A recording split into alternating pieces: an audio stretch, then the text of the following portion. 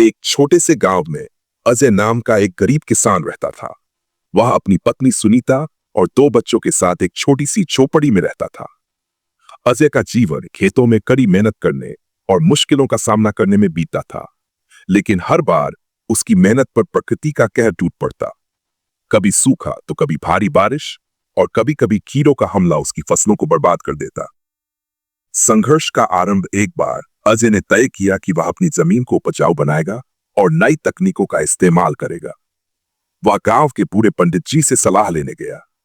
पंडित जी ने उसे समझाया, अजय बेटा, मेहनत तो जरूरी है, लेकिन सही दिशा में। अगर तुम अपनी जमीन को समझोगे तो उसकी उपज बढ़ा सकोगे। अजय ने उनकी बात मान ली और अपने खेत की मिट्टी की जांच करवाई। उसे पता चला कि उसकी जमीन को जैविक खाद की जरूरत है। अजय ने पशुपालन शुरू किया और गाय भैंस के गोबर से खाद बनाना शुरू किया। धीरे धीरे उसकी जमीन हरी भरी होने लगी। रेस्क्यू में घटना एक रात जब अजय अपने खेत में काम कर रहा था, उसने एक अजीब सी चमकती चीज देखी। पास जाकर देखने पर पता चला कि वह एक पत्थर था जो चांदनी में चमक रहा था।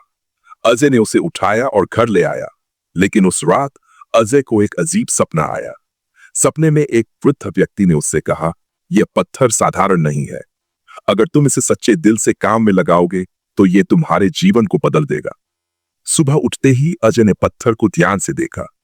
उसे उस पर कुछ अजीब से चिन्ह दिखे। उसने पंडित जी को वह पत्थर दिखाया। पंडित जी ने कहा, यह कोई साधारण पत्थर नहीं है, यह मेहनत और विश्वास का प्रतीक है। इसे अपने खेत में रखो और देखो कैसे चमत्कार होता है।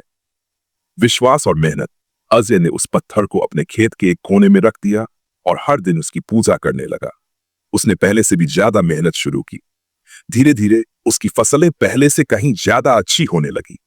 गांव वाले ये देखकर हैरान थे। अजय का परिवार खुशहाल होने लगा। उसकी मेहनत का फल देखकर गांव के बाकी किसान भी उससे प्रेरणा लेने लगे। अजय ने गांव के किसानों को नई तकनीकों के बारे में सिखाना शुरू किया। जब अजय ने अपनी मेहनत और विश्वास के बल पर सफलता पाई, तो उसके जीवन में एक और चुनौती आई। एक दिन उसके गांव के पास एक व्यापारी आया जिसने गांव के लोगों को धोखे से अपनी योजनाओं में फंसाने की कोशिश की। वह व्यापारी गांव वालों को जादुई चीजें बेचने का झांसा देने लगा और उन्हें लालच देने लगा कि ये चीजें उनके जीवन को बदल देंगी।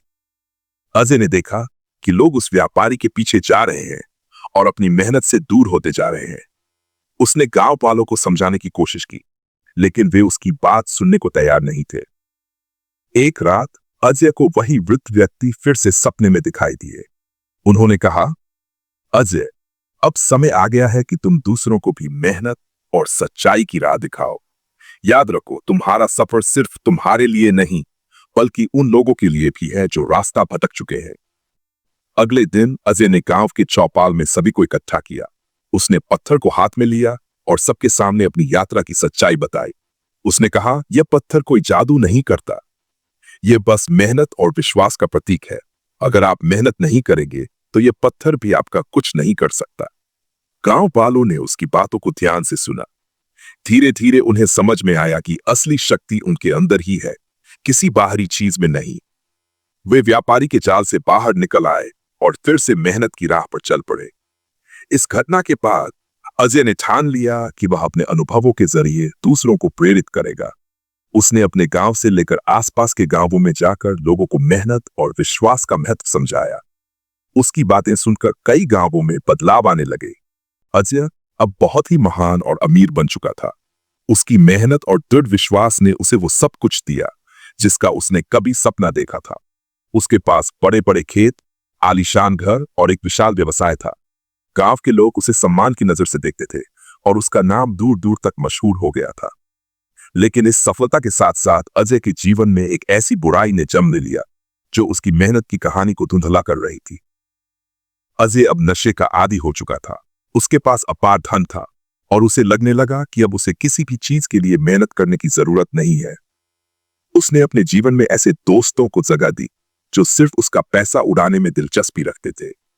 अजय देर रात तक पार्टियों में रहता, शराब और अन्य नशीले पदार्थों का सेवन करता और अपनी जिम्मेदारियों को भूलने लगा। धीरे धीरे उसका व्यवसाय डगमगाने लगा।